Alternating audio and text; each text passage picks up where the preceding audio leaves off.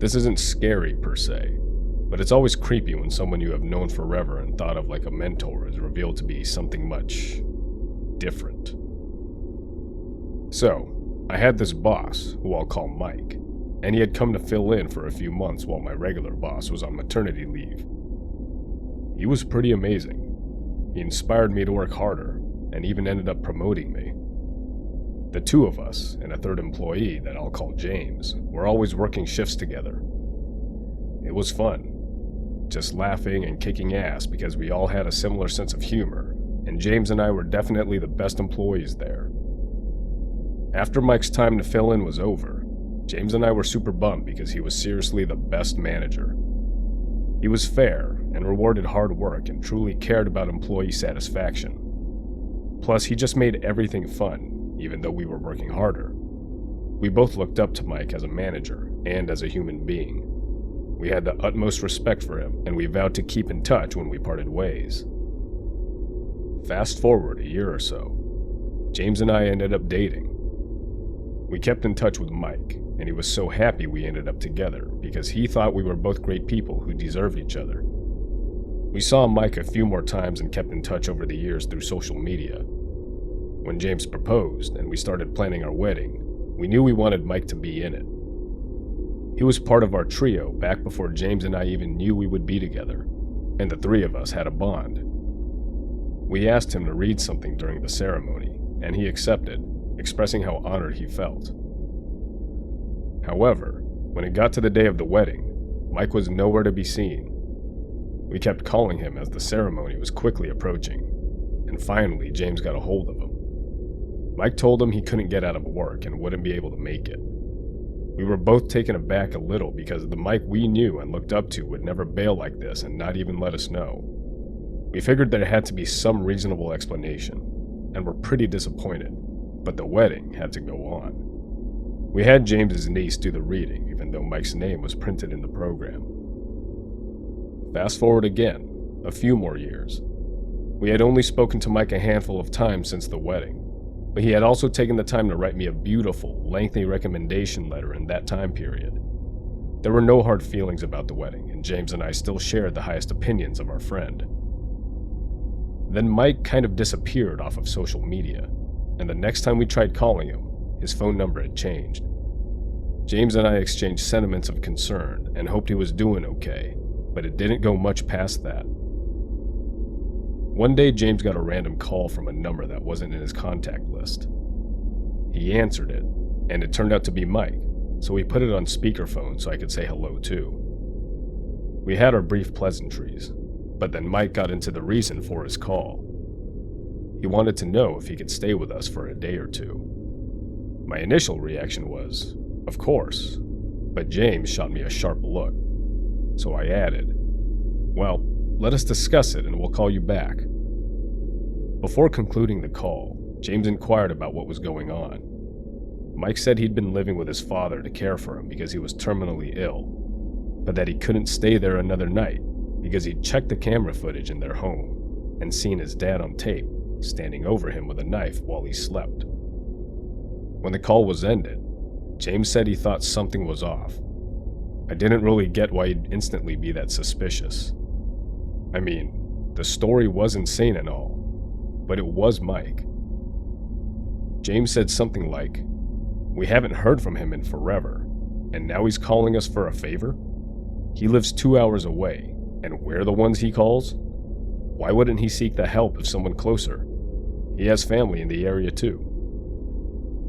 I agreed that it was all odd, and it definitely conjured up a lot of questions, including why there were even cameras inside their house, but I still didn't like the idea of leaving Mike hanging if he was truly out of options. I told James we should call back and probe a little more. When we called back, James asked if it wouldn't be easier to have someone closer help him out, and asked about family in the area. Mike gave a vague explanation of why everyone in his life had turned against him. Then with the most mopey, disappointed voice, he said it was okay if we couldn't help, that he understood what was going on and wouldn't bother us anymore. James and I looked at each other and said we'd call him right back. We quickly discussed that this was all very strange. but that he had to be pretty desperate to contact us for help. We acknowledged that his little bit about, quote, understanding if we were unable to help was meant to manipulate us, and we felt conflicted about everything, but ultimately decided a few days couldn't hurt. We called him back, told him he could come, and figured we'd give him the address and that would be that. But he said he no longer had a vehicle and would need to be picked up. We asked about catching an Uber, and he said he had no money he could access at the moment, which we didn't pry him on. It was getting late, and it was a long drive to his location, so we asked if he had anywhere to stay for that night, and we could make the trip in the morning. He said he'd just sleep on a park bench or something, which again we knew was meant to manipulate us, but we didn't cave in on that one. We asked where we should pick him up the following day, and he gave us his dad's address. Immediately after we got off the phone, we were like, what the fuck has been going on with Mike that has ostracized him from all his friends and family and caused him to lose his car? He had been making 4 times our salary when we all first met, had a brand new car, and now he didn't even have money for an Uber? We went and picked him up the next day, and I got out and ran up and gave him a hug. He seemed oddly unresponsive to my affection, so I just shrugged it off and showed him to the front passenger seat where I'd been sitting. He was super tall, so I let him sit up there and I hopped in the back. When we got back to our house, we showed him to our guest room and he put things down and then immediately asked if we could take him to the grocery store. James said he was done driving for the day, so I said I'd take him, but commented that I thought he didn't have any money on him. He told me he had food stamps, which there's no way he would have qualified for with his old job. So I knew something was up, but I wasn't going to dig into the personal details of his finances, so I just logged it in my mind and kept my mouth shut. You might be thinking it just sounds like someone who fell on hard times, and that was basically Mike's story as well, but it was just very vague in important areas, and full of story after story about people that seemed determined to destroy him for no known reason whatsoever. 1 or 2 bad eggs is believable, but no one is the innocent victim in every scenario. He was telling us that he had no idea why his life had fallen apart, and why those close to him seemed to turn on him out of nowhere, or why so many people were, quote, out to get him, without seeming to have any motivation. 2 nights turned into a week, and finally James asked Mike what his plan was. Mike acted hurt, and said he'd be gone by the morning. We told him he didn't need to leave immediately, but we'd like to have some kind of an idea of his plan for going forward. That night in bed, James and I discussed it, and decided we'd tell Mike that he could stay for as long as he needed if he wanted, but if he could help out around the house and keep his room relatively clean, because it contained several antique items that belonged to James's mother.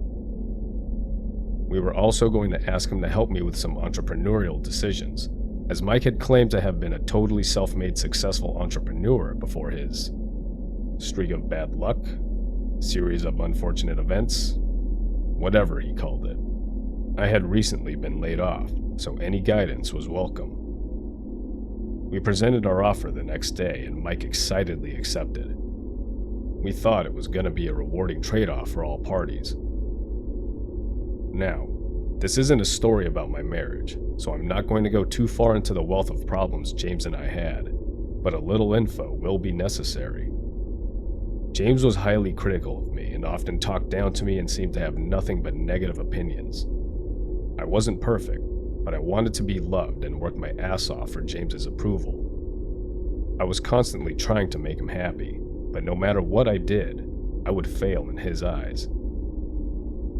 After a few weeks, Mike clearly started to see the cracks in the marriage, despite the fact that James toned it down in Mike's presence. Trying to be a good wife, I acted like all was fine in front of Mike, and never mentioned any dissatisfaction in my marriage. Mike and I started to spend a lot of time alone in our entrepreneurial pursuits. He was supposed to be teaching me the tricks of the trade within several avenues of making money, but we kept coming out with little success. He had excuses and explanations for why his wisdom didn't seem to be progressing us forward at all. But he was someone I greatly looked up to as a professional and a friend, so I just believed that it would all pay off soon like he said. After living together for weeks, enough talking among all of us had been done to start noticing weird contradictions to many of the things Mike had told us, but he always worded things in a way that left a slight amount of room for doubt if you were to question any of it. There was never a way to straight up catch him in a lie. Mike also wasn't fulfilling his end of our deal at home, and kept saying he'd take his turn to do the dishes and such, but probably only did it once or twice, and he completely trashed the guest room. Not only was there garbage everywhere, but he'd bring in food and drinks and they'd be lost in the sea of clothes and trash, and we could smell things rotting. There was a melted tub of ice cream sitting on the bedside table for weeks. I didn't care as much as James did, and I suggested we just remove his mom's things from the room, but I did agree that it was disrespectful. Meanwhile, things were getting more and more icy with James and I, and one day when I was out with Mike on a job, I broke down in tears about how much I was hurting about how James treated me. Mike offered words of comfort and reluctantly admitted that he'd picked up on how mean James could be to me, and said he was very sorry and that I didn't deserve it. Mike, having been possibly the only witness I ever had to what I had been going through in my marriage, this was amazingly validating. Mike agreed that it was incredibly unjustified, but made me promise not to tell James that he'd said anything because he didn't want to appear like he was taking sides. The next day, Mike had once again volunteered to take a turn doing the dishes, so I didn't do them. I hate doing dishes, and happily left them for Mike when he assured me he'd handle it. Well, Mike got a call informing him that his dad didn't have long to live, so he wanted to go see him. James didn't seem at all interested in helping, so I volunteered to take him and stay for moral support, and we headed out. On the way to see his dad, Mike started telling me his dad has dementia and makes up weird things, so he advised me not to take anything to heart. He cited a few examples of things he'd previously said, and they were all more like accusations. One of them being that Mike had stolen all the money in his savings. I thought it was pretty odd, but couldn't really reconcile the vast difference between the Mike I had met 8 years before and someone who could rob his dying father. While we were visiting his dad, I didn't say much, as I didn't want to insert myself into a private family moment. But I kept noticing things that were weird, like that his dad was fully conscious and talkative and didn't seem like a dying man at all. He even asked us to get him Burger King in the middle of it all. I kept trying to justify things in my head, like who am I to say a dying man can't want a final meal at Burger King? A few hours in, James called, irate that I had left again without doing the dishes that Mike promised to do. He chewed me out and threatened divorce, which was always his go-to to try to whip me into shape.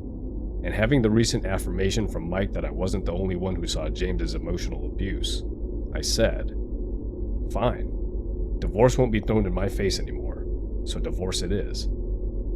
Back in Mike's dad's room, his dad was yelling about his will and money and such, and Mike looked at me in a way to signal that the dementia was talking. I had started to really question what happened with his dad, and if he was really even dying at all, but it wasn't something I could really handle investigating at the moment, given that I'd just separated from my husband. When we left the hospital, Mike's dad was still alive and eating candy bars. I had nowhere else to go, so I went back home and slept upstairs on the couch. I didn't speak to James for 2 whole days, and then Mike said he'd talk to his mom, and I could stay there for a week. I wondered why his mom wasn't the one helping him if they were in contact and on good terms, but I just accepted the offer. I couldn't take being at that house anymore. Mike said he was going to go with me and stay there too, which I thought looked really bad, but he said he spoke to James and that he understood and was fine with it. I spent the entire week crying and talking to Mike about how I felt, and he even woke up in the middle of the night with me if I woke up and started spiraling downhill. He made no advances on me or anything of the sort.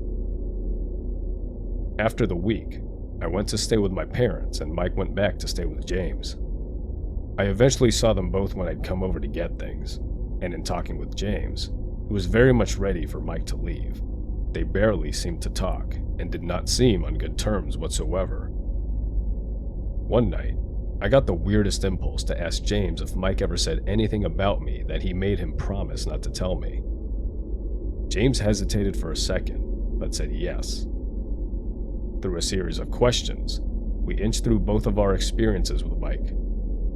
He had been playing into our rapidly declining marriage and using everything he observed against us. He had been going out and, quote, teaching me things to make money, and he did the same thing he did as my boss all those years before. Told me my strengths and complimented my ability to catch on to things quickly. We didn't have much success, but it was very obviously not on account of me. However, he was going back and feeding into James's terrible opinion of me and claiming we weren't making any money because I was so dense and hard to teach. Mike would also comment on the very same things he told me were unacceptable that James did, except he would tell James he doesn't know how he lives with someone like me and that he'd go insane. He was carefully and strategically forcing our marriage to fall apart by exacerbating our personal fears and insecurities, and systematically validating and encouraging our resentment for one another. He did it in such a way that neither of us doubted his sincerity for a moment, until I finally got a weird feeling and decided to ask that night. And even then, I didn't really anticipate finding out that he'd been two-faced and manipulative to that extreme. James kicked him out that night, and neither of us have talked to him again, as far as I know. I haven't spoken to James in 1.5 years.